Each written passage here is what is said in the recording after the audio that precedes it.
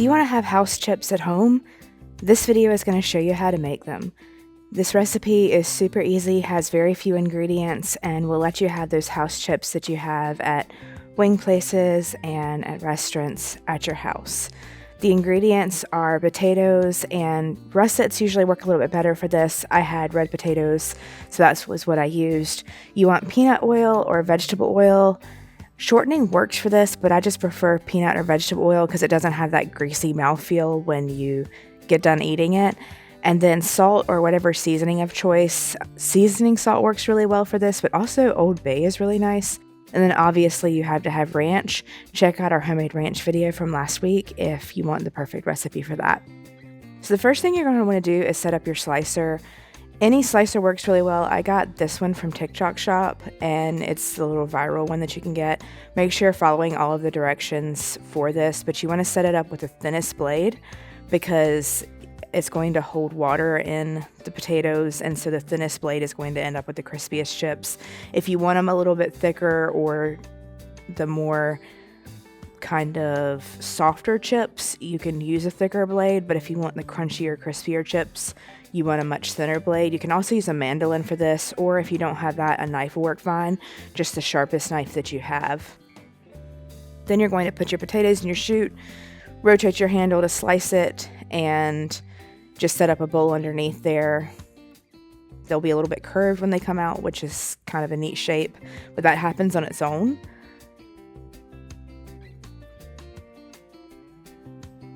Be very careful with this process. Make sure that you're following any safety directions with your slicer or your mandolin. Make sure you're using hand guards. Don't stick your fingers into things because these blades are very, very sharp.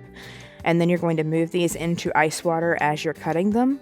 Then you are going to swish those around in the ice water to separate the chips.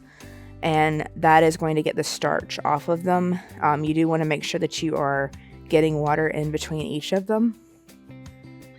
And this is also going to keep them from browning. Soak these for 5 to 10 minutes, and this step you do not want to skip because that starch on the outside is going to keep the chips from browning when you fry them. So this step is really, really important. And so you want to take your fingers and kind of run them through there and separate all of those apart. While you're waiting for those to soak, just go ahead and hit that subscribe button, and that will help our channel out a whole lot, and you can keep on seeing these videos every week.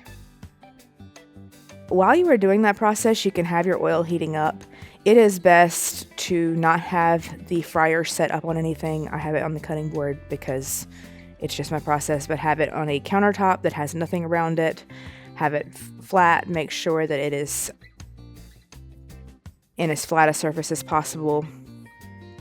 You can do this on the stove, but you need to have a thermometer so that you can keep track of your temperature. If you do not have a thermometer, you do not want to deep fry. You also are going to want to drain your potatoes and then run a paper towel in your potatoes to get all of the liquid off of them you possibly can. This is going to prevent your oil splashes and pops because any of the water that gets into the fryer is going to instantly boil, and that water is going to expand really quickly, and that is going to make the oil splash and pop. And that is what you want to avoid because that can make things very, very dangerous and get out of hand very, very quickly. So you want all the water off all of those potatoes that you can possibly get off of there. You're also going to want to have a pan set up with paper towels underneath it, or tea towels will work too. Just keep in mind that if you're using tea towels for it, that probably needs to be your fryer tea towels that you're not using for anything else. Once your oil is up to temperature, drop your basket into the oil before you put anything in there. That is going to mean that the bottom of that is going to be coated with oil before the potatoes go in, so those potatoes do not get stuck to the bottom of the fryer basket. Now we are going to very carefully drop your chips into the oil one at a time. We're not going to drop them in more than one at a time because you want them to get coated with oil so they don't stick together. And you're going to put about twice as many in as cover the top of the oil as it would cover the basket. You don't want to put in too many, and you're going to keep an eye on the oil temperature as you're dropping them in. If you start to see the oil temperature drop too much, you're going to stop as well because we want to keep the temperature up, because as that temperature lowers, that means that more oil is seeping into the potatoes, and that's not what you want, because then they're going to end up being oily and heavy. So then you're going to give the basket a little shake to separate any chips that might have stuck together. And whenever you're frying these things, you don't want to overload your basket, because you want that oil temperature to recover as quickly as possible. You also are going to want to have a spider. That's the little tool you see me using there whenever you are frying things, and keep the chips moving with the spider to prevent them from sticking together. And that is going to make sure that they stay crispy as well. Once they have reached your desired level of brownness, and this is going to be something that you're going to feel out between batches, then you're going to lift your basket up and let as much of your oil drain out as possible, because you don't want these to get oil soaked. And just kind of shake that out back into the fryer, and then you're going to drop those into your paper towels and season those immediately as soon as they come out of the oil, so that your salt sticks nicely. That is general practice. Whenever you're frying something, you want to salt them or season them as soon as they come out. Before you put your next batch in, you want to make sure you let your oil temperature recover back to your 350 degrees.